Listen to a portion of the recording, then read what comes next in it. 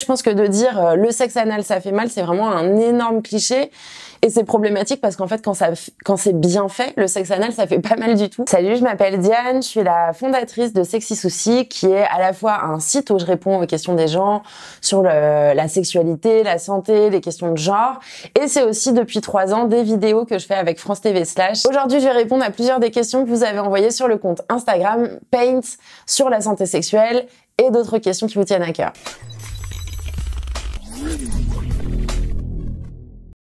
Salut, alors moi je voulais savoir s'il y avait un équivalent du vaginisme pour les relations anales. Je pense pas être le seul à être complètement bloqué dans tous les sens du terme. J'ai l'impression qu'en fait passer à l'acte ce serait beaucoup trop douloureux, voire impossible. Le vaginisme, c'est quand la pénétration dans un vagin est impossible en fait parce qu'il y a une contraction des muscles du périnée qui rend ça impossible et si on force évidemment c'est douloureux. Et donc du coup on pourrait dire qu'il y a un mécanisme peut-être un petit peu similaire effectivement au niveau de l'anus.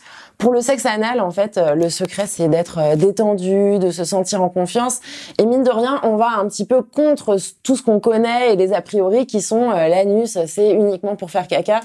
Pour débloquer ça, en fait, pour lâcher le tabou, l'interdit, la transgression. Et donc, du coup, effectivement, les muscles qu'il y a autour de l'anus, les sphincters, c'est des muscles hyper puissants.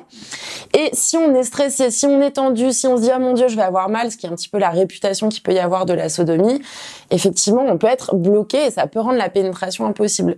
Après, je pense que de dire le sexe anal ça fait mal, c'est vraiment un énorme cliché et c'est problématique parce qu'en fait quand c'est bien fait, le sexe anal ça fait pas mal du tout. Ça peut être très agréable. Bien fait, ça veut dire quoi? Ça veut dire qu'on prend son temps, qu'on met du lubrifiant et qu'on est à l'écoute de son corps et de celui de son ou sa partenaire aussi pour tout simplement pouvoir se sentir en confiance et se lâcher en fait. Bonjour, je voulais juste poser une petite question pour savoir si mon gland il sera hypersensible à vie ou si c'est un problème qui touche que moi ou si c'est normal pour tous les garçons ou toutes les personnes possédant des glands. Les glands, ça peut être très très sensible, que ce soit le gland du pénis ou le gland du clitoris. Et a priori, c'est pas forcément un problème, dans le sens où un gland très sensible, ça veut dire qu'on va prendre beaucoup de plaisir. Là où ça peut coincer parfois chez les personnes qui ont un pénis, quand on va dire on est trop sensible et tout, ça peut être quoi? Ça peut être soit parce qu'il y a des inconforts avec les frottements, des sous-vêtements ou des choses comme ça, soit ça peut être aussi parce qu'on a l'impression d'être trop sensible parce que, par exemple, on va jouir très vite. Après, si c'est un souci, tu peux tout à fait consulter, par exemple, un andrologue pour voir s'il y a un problème, en fait. Mais si c'est juste que tu prends beaucoup de plaisir très rapidement, tout est bon et good for you, quoi. Salut Diane. Il est vrai qu'en France, on a la chance d'avoir une certaine sensibilisation aux moyens de contraception. Cependant, ça reste très hétéronormé et beaucoup de personnes LGBT ne s'y retrouvent donc pas du tout. Est-ce que tu aurais des petits tips? Merci. En France, il y a un côté vraiment très très hétéronormatif au point qu'en fait les personnes LGBT parfois s'y retrouvent pas du tout. C'est-à-dire que quand on a un discours, par exemple, qui concerne que la sexualité pénis dans vagin, si ça concerne pas ta propre sexualité, t'es là, ok, bah du coup, moi, soit ma sexualité elle existe pas, soit je connais pas les risques qui peuvent y être liés, je connais pas les moyens de prévention, de réduction des risques. Ça concerne tout le monde, la santé sexuelle. Par exemple, contrairement aux gros stéréotypes hyper fréquents en mode ah bah les lesbiennes elles font pas vraiment du sexe donc elles ont aucun risque. C'est faux évidemment, hein, quel que soit notre genre, identité de genre, notre orientation sexuelle. Les risques ils vont dépendre des pratiques en fait tout simplement et des moyens qu'on met pour réduire les risques, que ce soit utiliser des gants, donc des digues dentaires, c'est les carrés de latex qu'on peut utiliser pour protéger cuni et anulingus. Les gants, ça va être pour protéger quand on fait du sexe avec ses mains.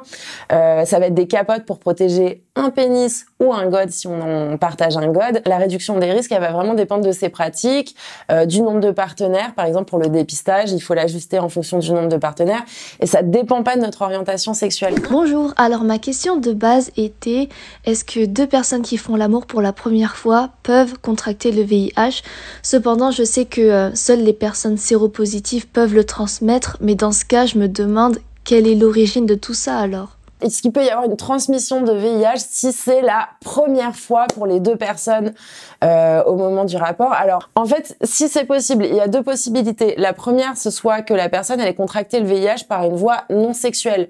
Le VIH, c'est une infection sexuellement transmissible, mais le VIH, il peut aussi être transmis de la mère à l'enfant, dans certains cas, même si en France, c'est très rare. Il peut y avoir aussi des transmissions du VIH par voie intraveineuse, donc pour des personnes soit qui consomment des drogues, des produits psychoactifs par voie intraveineuse, soit il y a eu des histoires, maintenant ça date un petit peu en France, mais ça peut arriver dans d'autres pays, avec des accidents de transfusion. Et l'autre risque qu'il peut y avoir, c'est tout simplement sur cette notion de première fois, ça veut pas dire la même chose pour tout le monde. Les gens peuvent avoir fait des trucs sexuels qu'ils identifient pas forcément comme un rapport sexuel, et ils considèrent que c'est pas encore être rentré dans la sexualité. Sauf qu'évidemment, c'est des actes sexuels pendant lesquels il peut y avoir un risque de transmission du VIH, pour ce qui est du sexe oral par exemple. Donc en fait, ce qui est important, c'est vraiment de pouvoir faire le point ensemble de où on en est, quelles ont été nos pratiques, et éventuellement d'aller faire un dépistage si on n'a pas envie de rentrer dans le détail de l'historique de la personne.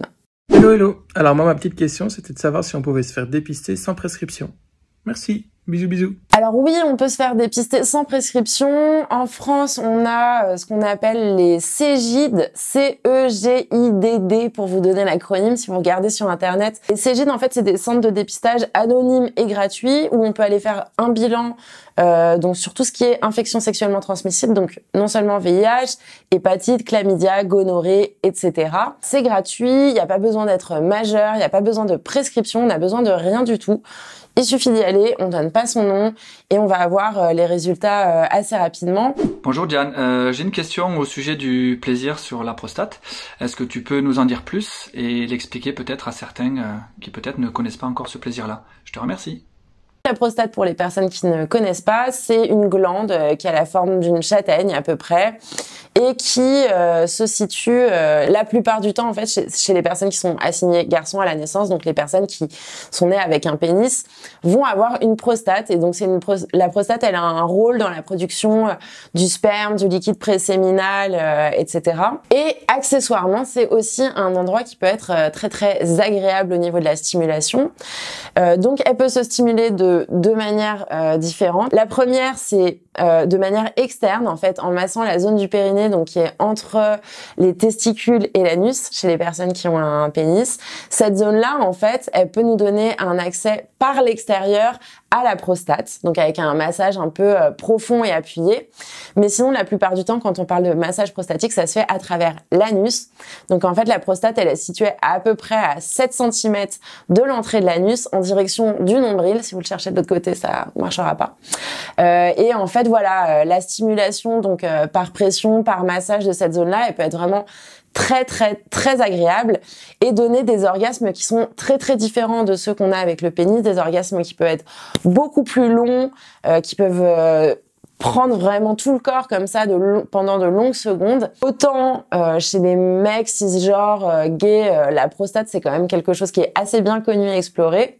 Autant chez les mecs cisgenres hétérosexuels, c'est vraiment très peu connu. Il y a vraiment une idée de genre personne ne me pénétrera. Pourtant, l'anatomie ne dépend pas de l'orientation sexuelle et les mecs hétéros ont aussi une prostate, mais c'est pas les seuls. Les meufs trans aussi peuvent avoir une prostate, et en tout cas ça peut être un endroit vraiment hyper intéressant à explorer au niveau du plaisir si c'est quelque chose qui te tente, parce que ça peut être vraiment très intense. Je voulais savoir si une fille qui abuse d'une autre fille était considérée comme un viol, car il n'y a pas vraiment de pénétration. La définition d'un viol, c'est tout acte de pénétration commis sur la personne d'autrui par violence, contrainte, surprise ou menace. Donc ça veut dire que toute pénétration sans l'accord de la personne constitue un viol. Donc ça veut pas dire qu'il y a besoin d'un pénis. Une pénétration avec les doigts sans l'accord de la personne, c'est déjà un viol. Les violences sexuelles, elles existent aussi chez les personnes queer, que ce soit des personnes gays, bi, lesbiennes. Et l'idée qu'il y aurait pas de pénétration dans la sexualité entre femmes, elle est assez erronée. C'est parce qu'on a tous et toutes grandi dans un environnement très hétéronormatif qui nous dit que voilà, la sexualité c'est le pénis d'un mec dans le vagin d'une meuf, et qui du coup se demande mais deux meufs ensemble, ça marche pas quoi. Il y a des pénétrations dans les sexualités entre femmes, que ce soit parce que une des deux partenaires est trans par exemple et peut avoir un pénis, ou tout simplement parce qu'on utilise des doigts, on peut utiliser des objets. On parle d'agression sexuelle s'il n'y a pas de pénétration, et s'il y a une pénétration, encore une fois, de quelque type que ce soit, avec les doigts, avec un objet, sans le consentement de la personne, c'est un viol aux yeux de la loi. Aujourd'hui, je pense que c'est hyper important de parler de santé sexuelle en France et d'en parler aussi avec un prisme qui sort du discours majoritaire très hétéronormé, de pouvoir parler des santé sexuelles spécifiques des lesbiennes, des gays, des bi, des personnes trans, parce qu'en fait, oui, il y a des spécificités à ces situations-là, à ces vécus-là, ne serait-ce que dans le rapport aux soignants, par exemple. Du coup, c'est pour ça que c'est important qu'on en parle entre nous, qu'on en parle entre pairs et qu'on en parle en tant que communauté pour échanger nos bonnes pratiques, nos idées, nos adresses et pouvoir être plus forts et plus fortes ensemble sur ces questions-là.